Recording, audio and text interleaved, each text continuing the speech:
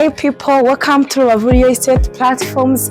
Please, niba uri mushya dufollowing, twagarutse nanone hano turi Rubavu Rugerero, turi ahantu heza ngira ngo muri background murabona ko harimo inzu mbazani. Iyi nzu kandi ifite andi manex ku ruhande wakodesha yinjiza amafaranga menshi ku kwezi. Iyi nzu ifite ibyumba 4 ikagira salon na salamanje, amadusha n'amatoilette hanze, ku ruhande na manex. Aha hantu ni heza cyane, ni ku muhanda, ni VIP neighborhood. Iyi nzu iri mu kibanza gifite metero kare 600. Ni quartier iri kubakwamo amazu meza, amakadastere ndetse n'ama etage. Ahantu turi kuhatangira $35,000 zonyine.